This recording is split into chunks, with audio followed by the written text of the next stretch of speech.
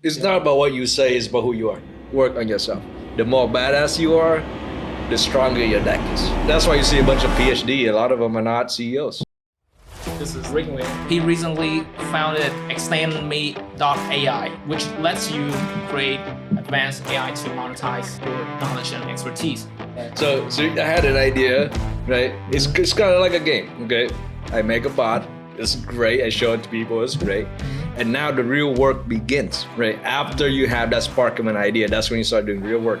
You gotta do customer discovery. You got to have financial models. Yeah. You got to start hiring a bunch of people or talking to a bunch of badass so they join your team. So after that spark, right, all the real work begins. Nothing replaces hard work, right? Nothing replaces determination and execution. Right. Yeah. But yeah, it did start with boredom.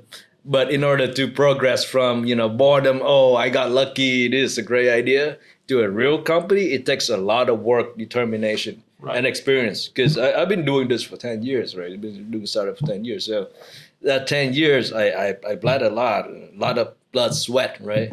Yeah. So I'm in condition, so to speak. It's not like if you saw me like 10 years ago, I had this idea, it would go nowhere because I didn't have a network. I didn't know what to do. Right?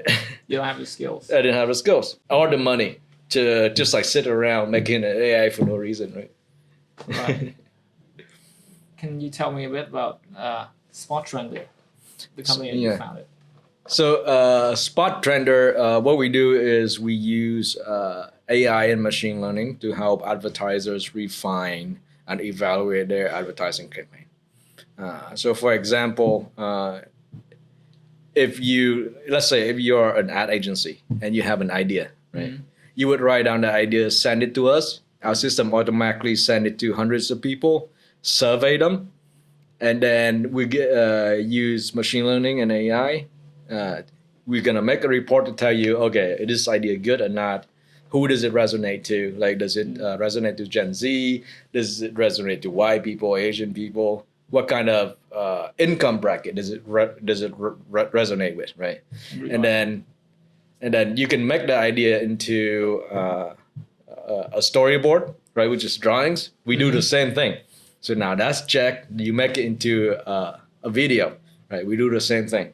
And once the test is positive, now you can spend millions of dollars running that ad nationwide and not have to worry about it offending people or it freaks people out. So that's the basics of Spot Trender. So what's the MVP of the of Spot Trender? Can you tell me a bit about it? The MVP of Spot Trender? Yeah. Oh yeah. So we kind of hacked it together. We just lock ourselves in a room, get a lot of coffee here. Highly recommend coffee, best drug in the world. And just start coding, right? And the MVP was very simple. Essentially, it's like a screen where people would watch a video, like an ad, right? And they would click up and down on the keyboard to say, "Oh, I like this moment," or "I hate this moment." That's it. That was the MVP. How long did it take you to? 2 weeks, dude. 2 weeks. Yeah. I had to learn how to program from scratch. I did not know how to program. I did not know how to code. Oh. So I was like, shit. So you went out with a bunch of guys, like a team of 10 people, I think, to make your own program, the MVP, right? No. The MVP is just me. Yeah. It's only you? Yeah. We use the MVP to raise money. And then we hire people. And then they make it. Right. Oh, I see. Yeah. And who did you who was the one you approached, like the investor? Friends and family. Friends and family. It's very hard to raise money from rich people when you're a kid that right, that has no accomplishment. No one's gonna give you money except your friends and family. Right? So how are you? How did you talk to him? Like, how did you raise money? What did you talk to them so that they are convinced? So it's not about what you say; it's about who you are. Right. At such an early stage, like people bet on the founders. Like, do they trust you or not? Do they think you're a badass or not? Right. It doesn't matter what you say. It's irrelevant. right? Oh, I have $1 billion company. We're gonna make $3 billion in 3 years, whatever. Like sophisticated investors don't usually care about the idea as much as the founding team. I'll give you some example. Character AI, right? They raised more than 100 million recently, and one of their founders is one of the key main scientists that wrote the Transformers paper. Attention is all you need, in 2017, right? And that Transformer paper is what created this like whole generative AI, right? Like this whole like ChatGPT and all the image generator, the video generators, all of that come from that paper that inspired like the new way of thinking about AI, right? So that guy without trash, nothing, right, raised $100+ million. 100+? $1 million. Yeah. And guess what? Because investor bet on the founder. Like, oh, the dude's a genius. Let's throw money at him, see what he can come up with. Right. Inflection AI, pretty much the same thing. They raised $1 billion, I think. $1 billion? $1 billion. Yeah, Inflection, yeah. Yeah. So they raised $1 billion, and a lot of it is because their founder's a badass. Right.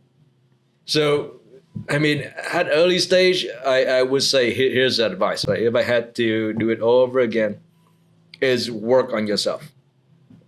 Work on yourself. The more badass you are, the stronger your deck is. Like your idea doesn't really matter, right? Because this is what investors think.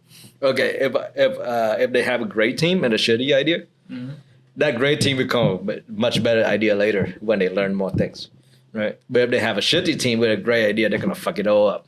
Let's just steal the idea and give it to a good team. Right. Right. Yeah, it's very simple. So essentially, everything comes down to the skills acquisition. The more skills you have, the more people will believe in you. Partly. Characters matters more than skill. Determination, honesty, integrity. Right. Do what you say you're gonna do. Right. Character matters a lot more than skill when investors look at you. Right. It doesn't matter how skills you are. It is person going to like run away when things get tough, right? But if they know you're gonna stick with it, they know you're gonna grind out, they know you do whatever it takes, and oh hell yeah, right?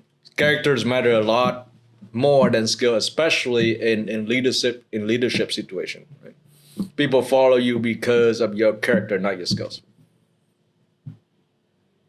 Why do you think so? Experience. Yeah. Right. Yeah.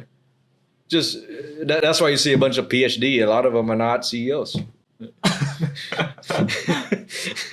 Well, I think there's some PhD who's there's some PhD who are CEOs, but yeah. most CEOs aren't PhDs, right? Right. So it's the character like as high command, right? And I'm talking CEO level, C level. You don't need a lot of skills, and the reason why is you can hire people who are 10 times better than you are to do what you need done. Ideally, if you're CEO, you should be the least skilled person in the group.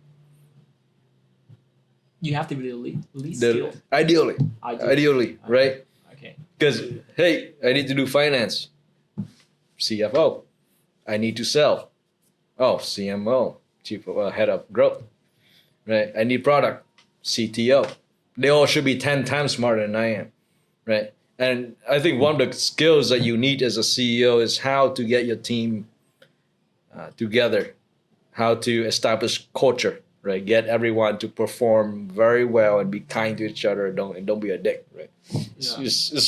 And it's a lot harder in practice to lead. To lead is very difficult because it requires responsibility. Right?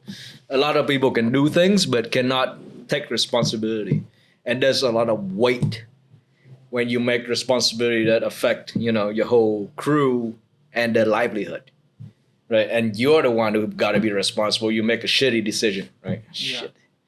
And a lot of people cannot do that.